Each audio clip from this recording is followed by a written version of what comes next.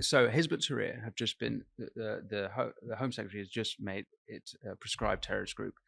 For me, I see that, and like you, I want these people arrested. I have absolutely no hope that they will be arrested. I have no belief. I have nothing. There's nothing that encourages me to think that anything will actually be done. So Yes. it's great for you to say I want these people arrested, but Yeah. is there actually any indication that anything will be done? I mean, it would only be done. It would only be done if there was pressure from the top to do it. I mean, that guy that Piers Morgan interviewed, who's the head of Hizb ut-Tahrir in the UK, who's a GP on the NHS. I mean, obviously now the group's been banned, he should be arrested. Will he be? I'm not holding my breath, but he should be. He should be in prison right now. Member of a banned terrorist group. Mm-hmm. But I mean, by the way, that one, I mean, wow, talk about slow learning. I mean, I remember after the 7/7 attacks in 2005, Tony Blair said that he would prescribe Hizb ut-Tahrir, which is a really low-hanging fruit. Yeah. I mean, many Muslim countries have banned them. You know, they're banned in Pakistan, they're banned in Egypt. They're not actually the most dangerous jihadist organization, but they're very, very nasty, and they shouldn't be operating in the UK. But, you know, Tony Blair said he'd ban them. He didn't, for reasons I discussed with some of his colleagues at the time. They thought that it was being too difficult legally. They'd be subject to legal challenge at the European courts or something. David Cameron, whenever he wanted to sound tough, said, we're going to ban Hizb ut-Tahrir. Mark my words, he didn't ban them. James Cleverly, to give him credit, the current Home Secretary has, and I think that he deserves credit for that. Tom Tugendhat, Security Minister, just signed that into law a few days ago. Mm-hmm.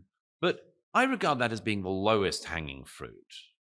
I mean, the lowest hanging fruit, which they've got to show me and others they're going to do something about.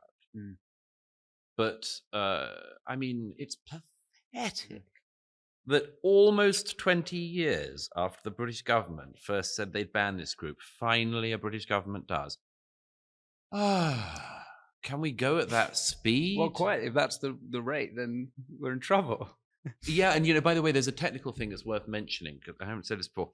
There's a technical thing that's very interesting about the British approach to this, which is the British police for about 20 years have taken the view that you shouldn't do things on camera, as it were. You shouldn't do things that make a situation potentially worse. So, in 2006, when the Danish cartoons of Muhammad were published, 2005 they were published, the Danish cartoons of Muhammad, and all, you know, all the frothing maniacs around the world went bonkers about Denmark, and, you know, suddenly everyone was talking about this poor, wonderful but small country of 5 million people, and they were at the eye of a real whirlwind.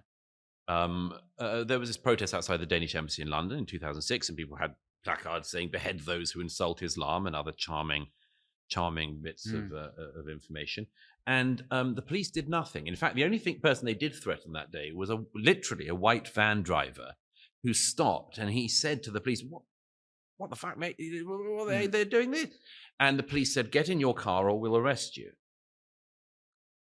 So that was the one thing the police did that day. Now, in the weeks and months subsequently, they used the 2006 Glorification of Terrorism Act to try and, in some cases, to imprison the people who were inciting terrorism on the streets of London that day. I still get sent, Winston, those photos by people around the world saying, look what's happening on the streets of London. And I say, well, this is actually, 17 years ago now. But the world doesn't know that. And the world doesn't know, and very few British people would even know, that actually the police in the end did move in.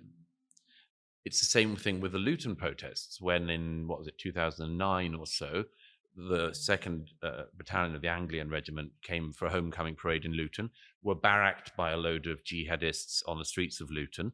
Locals were understandably very annoyed that these jihadists were insulting our troops, and the police protected the jihadists. And then we got the English Defence League and Tommy Robinson and so on from that, exactly from that occasion.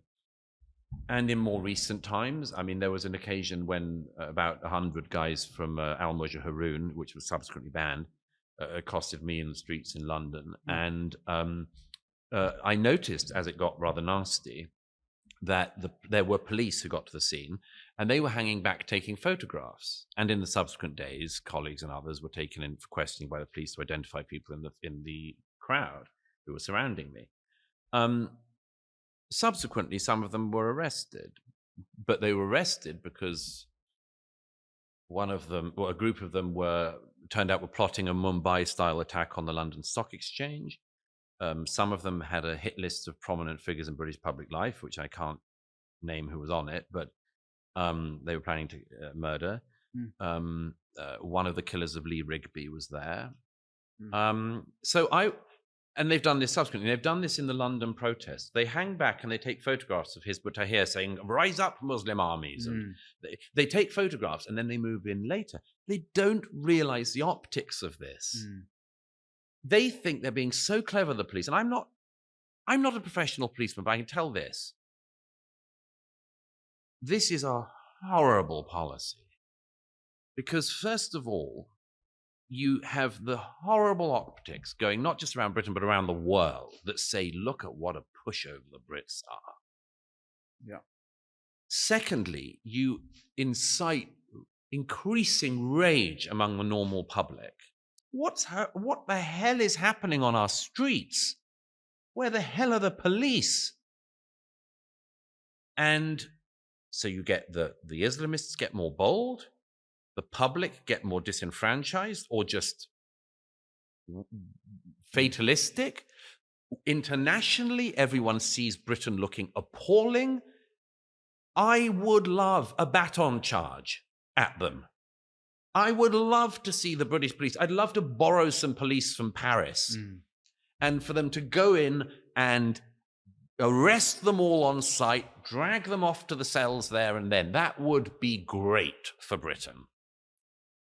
But it's all about this community policing. We've got to keep the communities on side. Well, you know what? If there's going to be so much uproar over arresting people on the streets calling for Muslim armies to arise and to attack, well, that tells us something too. And maybe it's time we learned that. Maybe we should learn that earlier rather than later. And the police are perfectly capable of a baton charge. Oh, I've seen them do it against white working class groups that come into London. The Metropolitan Police are fantastic at baton charges. When, for instance, there's a protest against a murdered woman, Sarah Everard.